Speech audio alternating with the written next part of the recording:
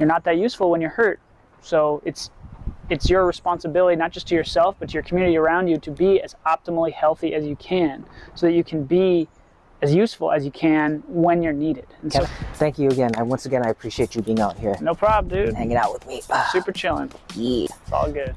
What's up, guys? This is John with the Mobile Human Experience, and today we are going to be starting a new series. The series is called Active Reason. Now, active reason is basically any type of active thinking that you do that leads to a universal truth. And we're kind of playing on the words a little bit because I'm going to be talking with people who move, people who do things like parkour or stunt work or tricking, like this gentleman here. His name's Ryan. Ryan, say hi. Hey, what's up, guys? So Ryan, I met you probably about, gosh, what was it? 6 months ago? 3 months ago? Something like that. 3 to 6 months ago. Yeah, so my name's Ryan. I've been training parkour and freerunning for about 12 years. I've been able to practice and train with individuals from most of the major cities in Western Europe. Did like a 6-month tour there. I was also fortunate enough to study abroad in Australia and Bangkok, Thailand. So I train with guys in Sydney as well as Bangkok. So I've been all over the world, moved with guys people from every culture. It's been a fantastic ride. Learned a lot of stuff, done a lot of cool things, done a lot of dangerous things, done a lot of stupid things. Yeah, man, and it's been quite a trip, and I'm still doing it. It's like 12 years now, so. Awesome, man. So a whole part of this is about finding universal truth. And through this episode, I'm going to be asking Ryan questions, and we're going to hopefully be able to come through to a universal truth that he follows that keeps him going with all of his activities. So we'll just start off really simply. What started you in parkour? So the thing that started me off the most, I was always a kid that liked to play on like playgrounds and like play structures and stuff like that since I can remember. I think the philosophy, if you go back to like Yamakasi and like auto-déplacement and that whole philosophy, it's a lot about to be strong and to be useful, to be and to last, and like those were some centralized meanings that grounded my movement, at least from the beginning of my training. It was like, that's why you train. Like you train to be of use, and I've only used my skills maybe like 3 times in my life. I got someone out of her dorm room, like in college, like I got her key or something. I helped her with a lockout. I got a kid's kite, and then I think something else, like I got something off of someone's roof. That's pretty cool. Not a lot of people ever get to do that. Yeah, exactly. Oh, maybe another one. I got on a ferry in Thailand because I was running late to class, and I like leaped over this like 4-foot gap over water with like a rail, and I just like hurtled over it. It wasn't a huge jump, but it felt cool. Two things meant something to you, like be strong to be useful. Yeah. And another one, I forget what the other one was. To be and to last. So that's sort of when you move. So now I'm 12 years in, so that to be and to last, I like to think that I'm holding to that really well, but I think that for many practitioners and people who take this very seriously, it's like the second aspect of training. These two purposes for me ground themselves in one another, because I want to be strong and useful, and I want to last, and I want to be that way for a long time. You're not that useful when you're hurt, so it's your responsibility, not just to yourself, but to your community around you, to be as optimally healthy as you can, so that you can be as useful as you can when you're needed. The whole point of this is to try to get to a universal truth, and that's what I'm gonna try to get to here while we're talking.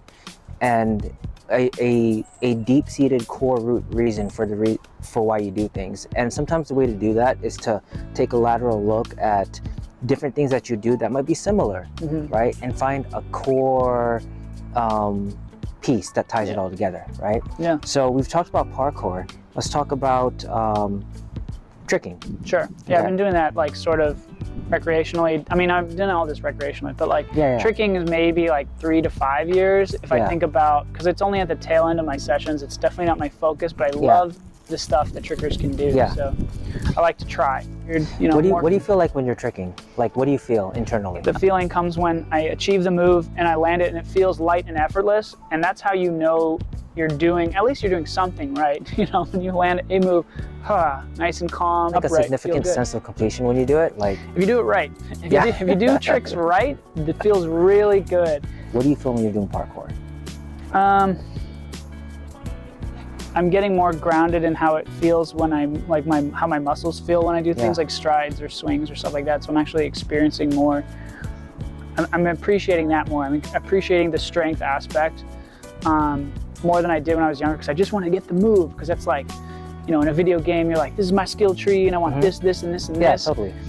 Now that you bring that up, actually, I probably didn't do a lot of feeling when I was training, because it was all about the result instead of about the process. And I bet you that if I had focused more on the process of getting better in the path to mastery, that I would have had a better experience. I would be a better athlete now. So we have parkour, we have tricking, stunt work. Stuntwork, yeah. Okay. Tell me about stunt work. So stuntwork is cool. So it's hard for me, because I'm big in these alternative movement communities.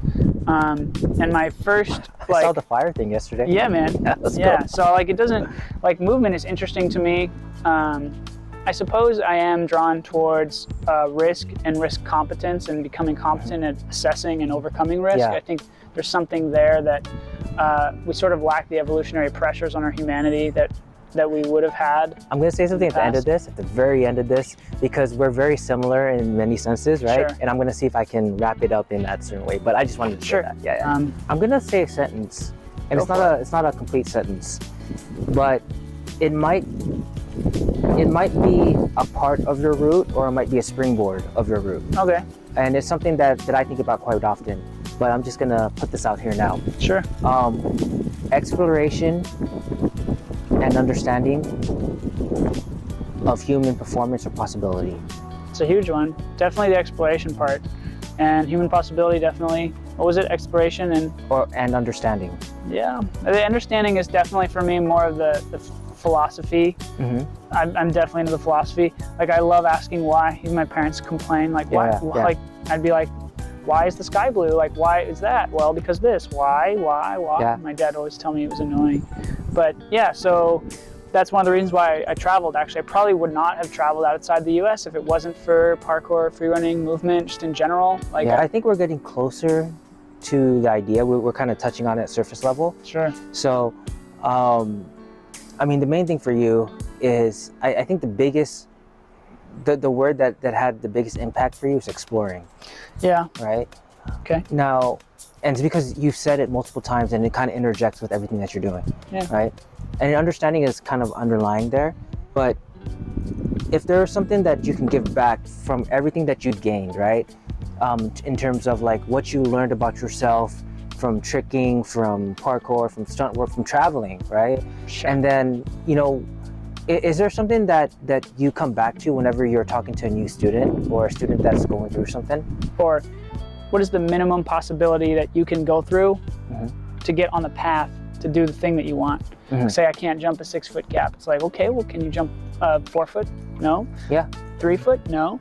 2 foot? No. And people are like, well, that's ridiculous. Who can't do a 2 foot?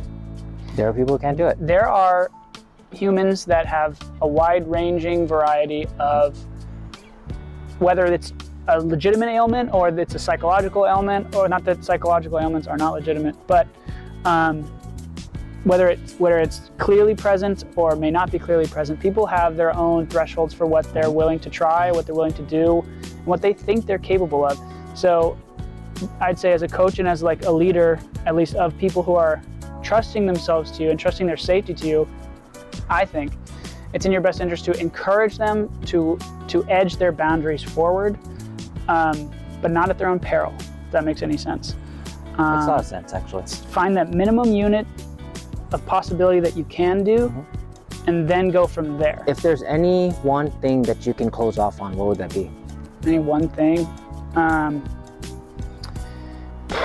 As personal responsibility, man. Like, you know, that's something that those are 2 words that I guess that's 4. 2 words that I want to put out there. It's like, you know, you decide how your training sessions go. Like, there's a lot of things that are going to be in the way of your training session, and whether it's good or bad, I mean, I could blame you for the training session, or like, you know what I mean? I could blame, you could blame your mom or dad that called you on the phone that day. Well, they shouldn't have called me or whatever. It's like, it's you who has to deal with that session. It's you who decides what your risk thresholds are, at least with regards to parkour and stuff. But I think any sport, it's like, or in life, yeah, or in life, you know, there's a saying that says, there's in tricking, it's like a t-shirt, I think it's no bad sessions or something like that.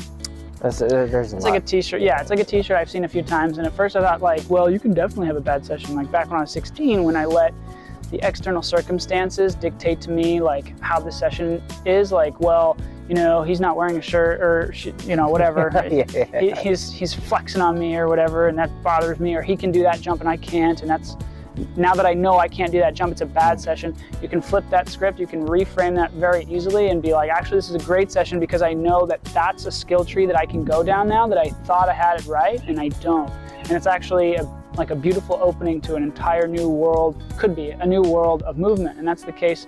That's one of the things that keeps me moving through these different movement practices.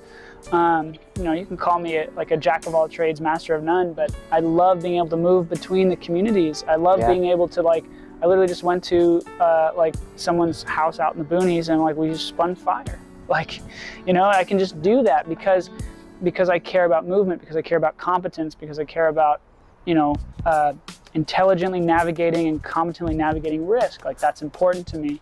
I think everyone should do it. Obviously, I wouldn't force anybody to, but I think, you know, I'd ask you, like, what risk threshold for whatever goals you want are you willing to navigate today that can put you in a spot for, you know, your future vision for yourself? So I love this, man. And the reason why I love this is because, okay, so the reason why I love this is because you are actually the first person that I'm videotaping with this. You are the second person that I've interviewed in this process for this new series. But you are probably like the fourth or fifth person that I've done this process with, right? And it always happens where at the very end, or somewhere like 3/4 of the way in, the person has this aha moment, and they're like, this is why I do it. It's so beautiful, man. It's awesome.